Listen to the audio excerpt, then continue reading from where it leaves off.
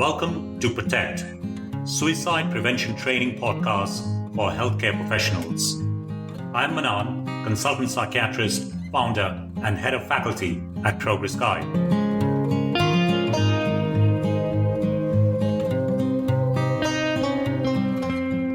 Hi everyone, it's Mahi, your Protect podcast host. Today is episode 5 of season 3, People and Pursuits. Manan, what's on the menu today? So we are getting into the thick of things with the Hope framework. So today we will cover the values alignment exercise with life goals. Get to grips with what sparks your joy, floats your boat, or lights your fire. That sounds like the Ikigai from your Healing for Healers book. Yeah, I guess you can say that. If you're wondering what I am talking about, Ikigai, or the reason for being, is a Japanese approach to life that strives to strike a balance between the spiritual and the practical by discovering the sweet spot where your passions and talents converge with the things the world needs and is willing to pay for.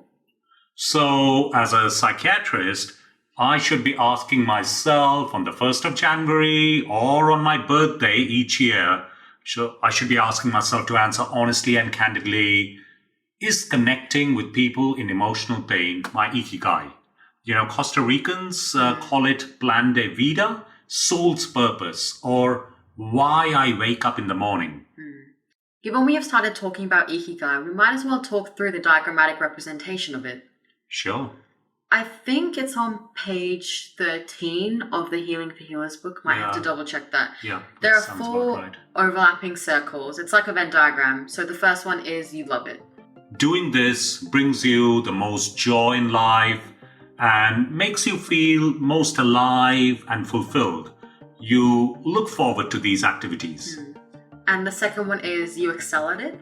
This is a talent or a skill of yours. So maybe even a hobby, something you are particularly good at and excel in.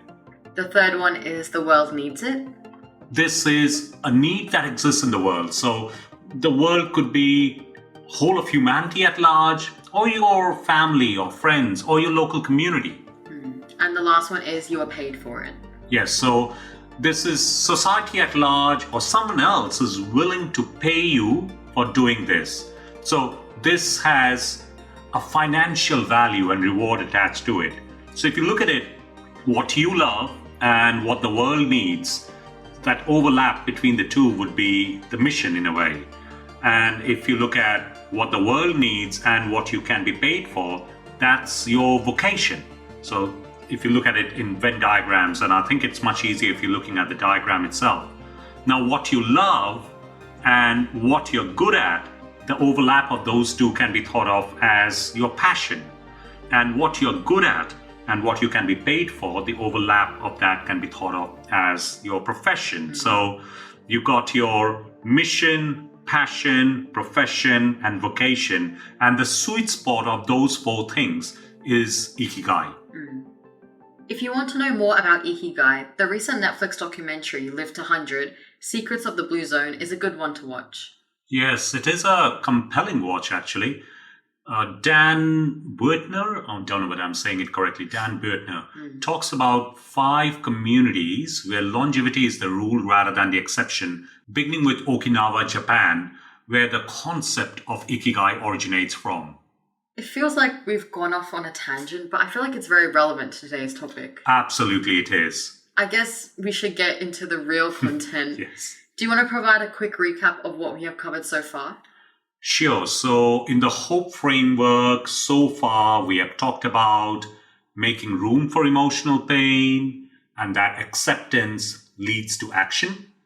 We have discussed the magic question of what helps and harms, what hinders, what hurts.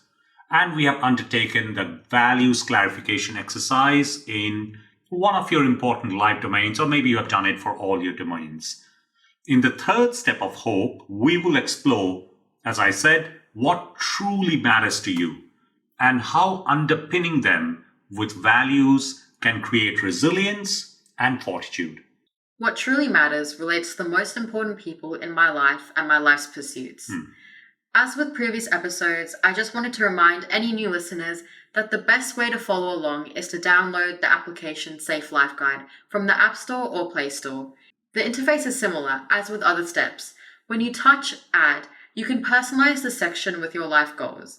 A picture speaks 1,000 words, so please do take the time to change the generic image to one that is meaningful to you.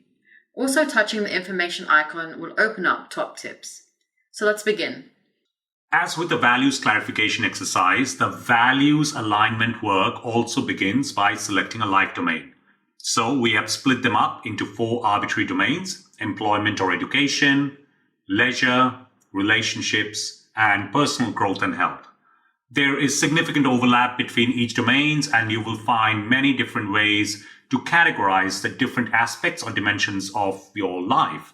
They all aim to do the same thing, though, which is to break down something as complex as life as a whole into smaller chunks so that we can focus in on one specific aspect and bring about desired change in that aspect of life. Before the life domains, I guess on the app interface you have to select people or pursuits. Oh, yes, that's right. So if you begin with people, it should not be that difficult to identify the most important people in your different life domains. Can you throw in some examples? So let's say if you're on the domain of work, it may be your work partner. If you're a police officer, it may be the partner with whom you ride around all day. It may be your line manager. It may be your personal assistant. So at home, it will be your family? Yes, it may be your parents, spouse, or children. And at leisure? So there may be specific friends under this domain of leisure. So like say you go out dancing, so your dancing partner or your golfing partner or your fishing buddy. And under health, it may be your family doctor or your personal trainer. So they pick a life domain and pick just one person? Yes, pick one person and then spend some time thinking, why is this person important to you? This is an important piece of reflection. So during challenging times, relationships often come under strain. And just 2 sentences, not War and Peace, 2 sentences highlighting why this person is important may remind you not to sweat the small stuff and focus on the value that you want to embody in that relationship. You can repeat the exercise for the other important people in your life. And as Mai said, remember to personalize the image. Actually, if you are doing the hope exercise with a loved one, this may be a good selfie time. Oh, and any excuse for a selfie. But it's true, you said a picture speaks 1,000 words, so why not? And it's a really cool feature in the app, just a reminder of who truly matters to you. Actually, that's true. Images are powerful, and an image with your loved one may be all you need on a day that is tough. May put you in touch with your plan de vida, soul's purpose. That's why I have so many photos in my room. The why I wake up in the morning, which is a nice segue to pursuits. Yes, so pinning down life pursuits may be slightly trickier, but follow the same process. If you put your mind to it, you will be able to come up with very specific examples of hopes, desires, aspirations that you have. Some goals may be more concrete than others. Again, examples, please. So, for example, completing a degree or going on a driving holiday with friends from university. Some may be broader, like finding love or maintaining good health. Of course, that could be made more specific, like getting married to the person I love or losing 15 kilograms and getting into shape. I'm assuming that pursuits, just like people, vary based on where one is in life. Yes, this may relate to age or family or career trajectory. So spend some time thinking of each life domain and pin down the most important goal in that domain. In certain domains, you may not have a well-formulated life goal. That's okay. Spend time on the ones that you're currently working on or intend to work on sooner or later. Next step, capture its importance. Yes, just like the one with the people. It's important to have clarity about the importance. Most life goals need significant effort and commitment. And it is important for you to know your why and then pick the most important value that you want to live while pursuing this life goal. But why should we underpin goals with values? Sometimes our goals come true, like becoming the site manager or going trekking in the Himalayas to mark your 25th or cutting down work hours to spend time with your elderly mother who is, I don't know, having cancer chemotherapy or buying your first house. But sometimes they don't. Values can help us achieve our goals, and they also help us to get through difficult times. As they say, life is what happens to you when you're busy making other plans. And if all your plans have come true, most probably you haven't lived enough yet. So this is about overcoming adversity if things don't go to plan? Partly, defining a goal and underpinning it with values can help a person navigate extremely challenging circumstances in the face of adversity. Will this contextualize to the suicide prevention space too? Absolutely it does. So just pick up scenarios of extreme distress. So a person in suicidal crisis would often find themselves in a situation where something deeply meaningful has fallen apart. It may be the end of a loving relationship that has precipitated the crisis, or say maybe something awful like a miscarriage. Knowing the values that underpin the relationship, love, kindness, or the desire to be a mother, being underpinned, say, by the value of nurture, can help the person reconstruct their life. They can begin the healing process by showing themselves the same love, kindness, and compassion that they lived by in that relationship or they wanted to give to their unborn child. And the same applies for less distressing life goals not coming to fruition? Yes, if we turn the volume of distress down, you can apply this to other life goals, like attempting to lose weight. But the person is finding it incredibly challenging, but they can still continue to live the value of self-care. Or let's say you are working very hard, but you are being passed over repeatedly for a long-awaited promotion at work. So sincerity, that's the value with which you are going to work every day. And that value could help start your next day when you don't feel like leaving the warmth of your bed and getting up for work and going to the workplace which has repeatedly passed you over for that promotion. So like maybe you wanted to climb Ben Nevis or go to Everest Base Camp and you cannot because you tore a ligament. You can still live your value of adventure through smaller walks and treks while you recover. At 49, I think that boat of going to Everest Base Camp has sailed for me. But that's true. What you said is absolutely spot on, because last year after my knee surgery, when I could not play any sports that I love to play, I started with 10-minute walks, then 20, and then 30, and so on. Values help us take off even in the midst of a strong headwind. I think most of our listeners will have got this, but perhaps a couple more specific examples to drive home the importance of the values alignment exercise? Okay, let's say a young man has worked extremely hard to save every single penny he can. His goal is to save up enough for a deposit so that he can get up on the property ladder.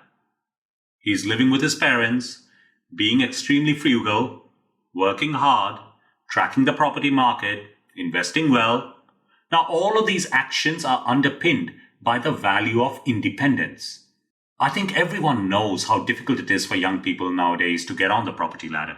But even when that goal seems unachievable, this young person is taking actions in line with the value of independence.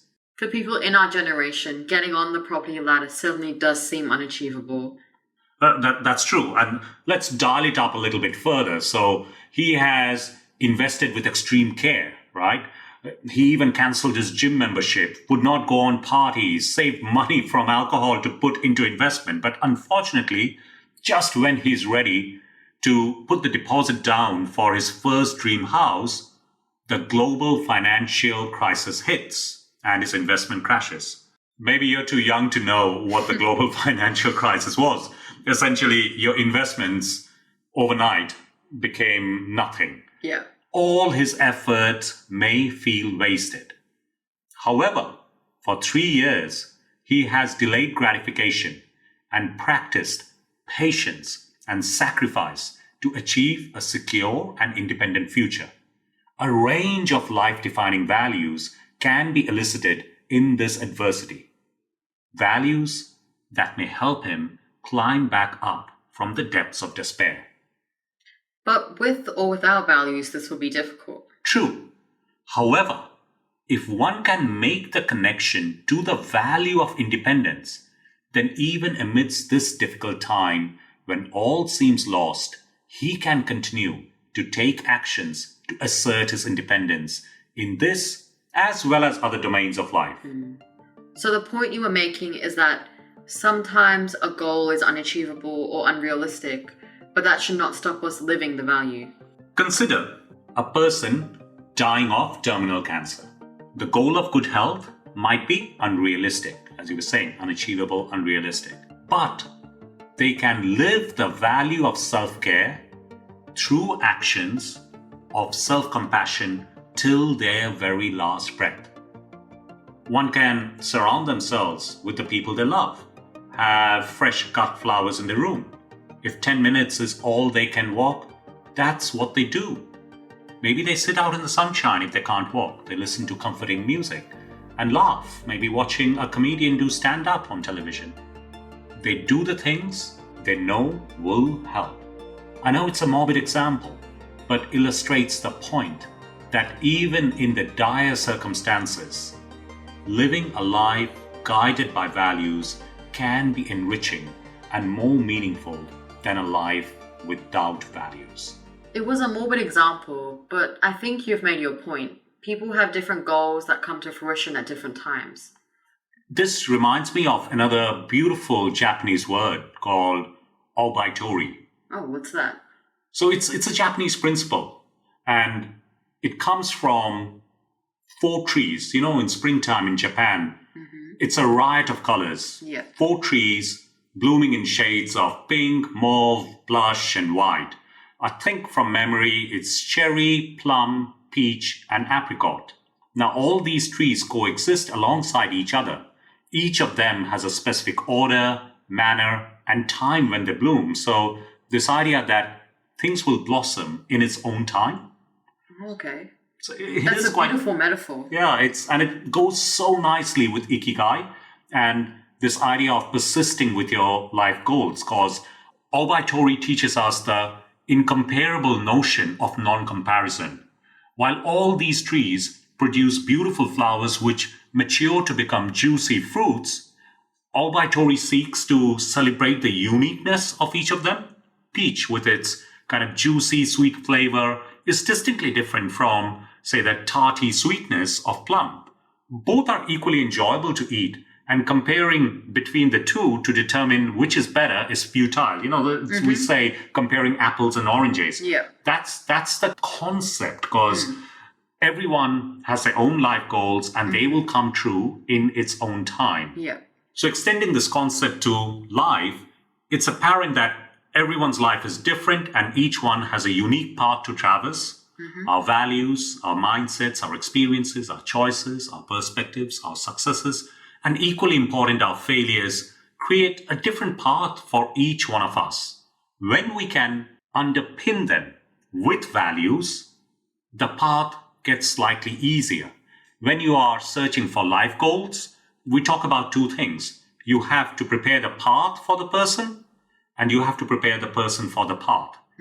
And if you keep this concept of Ikigai and obaitori in your mind, I think, and you underpin them with values, I think it just gets easier to stand up when life knocks you down.